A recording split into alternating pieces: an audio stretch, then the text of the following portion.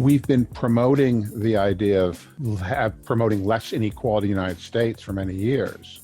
We believe that part of our problem here in the United States is that we have too much inequality, and that's leading towards a society with a few rich people, lots of poor people. And that's not good for us. I mean, it's not good for anybody. It's not good for the investors and business people either. I guess I signed the letter because it just makes total sense. And, with our increasing kind of economic divide and that gap, it's just not sustainable. We need to relook at how we can make things more equitable. That our world can't continue to survive with just a few people being able to benefit from things and others that are having to suffer so much. So I think our system is, it's salvageable. We just need to relook at some of the ways we do things. And I think that I joined with other people who have been very successful and have financial stability more than enough. And I'm always encouraging people to do something with that money. I mean, money can serve a purpose when you're able to actually invest it in ways that work for others. Here in the United States, we have something, tens of millions of people who can't work. Most of those people are people who were not rich people before. People who were like, lawyers and investment bankers, they can work remotely like you are. But people who work in restaurants and theaters and performers, them and the couple hundred other people who set up the lights and the microphones and the ushers and sell the tickets and do all those other things. There's millions of people who are unemployed here in America. And those people, they honestly don't know how they're going to get money to pay their rent next month, much less savings. On the other hand, there are plenty of people who are doing just fine. Some of the wealthiest people in our nation are doing even better than they were before the pandemic. My investments in companies like Apple and Amazon, are doing better than ever, partially because of the pandemic. Success is concentrated with a few companies. Everybody's ordering stuff from Amazon. They're doing great. The people that own Amazon are making lots of money, but so many other companies are not doing so well. And so I think it's making success more concentrated, and those few companies that have the massive infrastructure and the ability to deal with things remotely are doing well. And the huge number of companies that don't have the ability to do their things remotely are doing poorly and ending up with lots of people unable to earn a living. And so I think it's gotten worse over the last, half year or so. COVID has demonstrated all these systems that are broken in our world and exaggerated them so that, we have money. We're still working. We have all the technology. We can continue doing our work over Zoom and connections.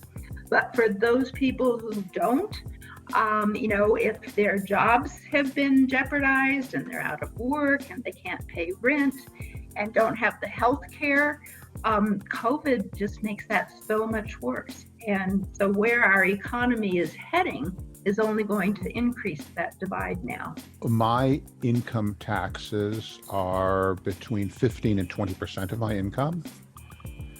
And that's about half of what people that work for a living and make good salaries make. Because as an investor, I pay far lower tax rates than people who have to work for a living. We feel in our organization that people who get money through investing should pay the same tax rates, at least, as people who get money by working. This should be something like 40% instead of in the teens. I think that the tax cuts that President Trump enacted, they benefited people who had money. They did not benefit those at the other end. And the concept that everyone will benefit from it just isn't true. one of the things I found, my husband has made the money and he's worked very hard at doing this and he's very good at it. But it's the kind of thing that as he began to make money, the system works that it becomes easier. So the first million you make is hard, the second million is easier, and it keeps getting so because then the banks want to work with you, they want to give you a loan.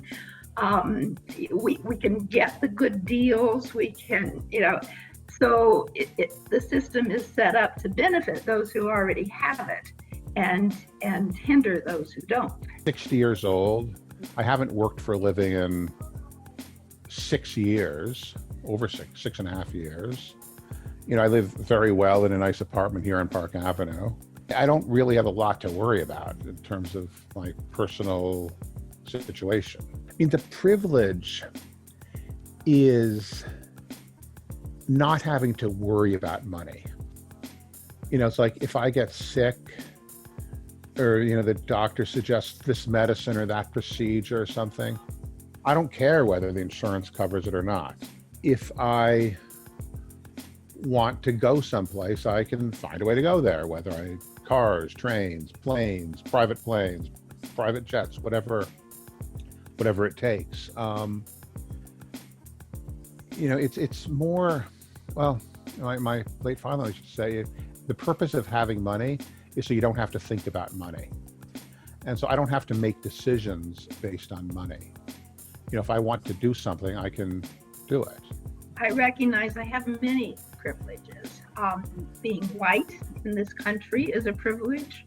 I had parents that were stable. I grew up in the military. We never wanted for anything. I was able to go to college.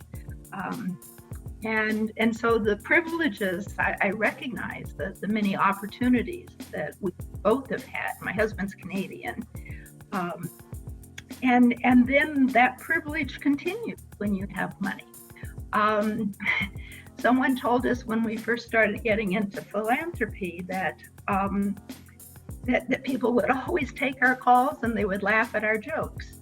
It's this imbalance of power of, being the ones that have the money, and so others who need that will act accordingly. And, one of my goals is that I try to work very closely and listen to and have advisors who are on the ground, know the stuff, know the need, and that it is a partnership, not a one-way street. I have no problem with rich people. I'm the head of an organization called the Patriotic Millionaires. We think being millionaires is great and it's good. We just think everyone should pay their fair share of taxes. What I'm against is having very poor people.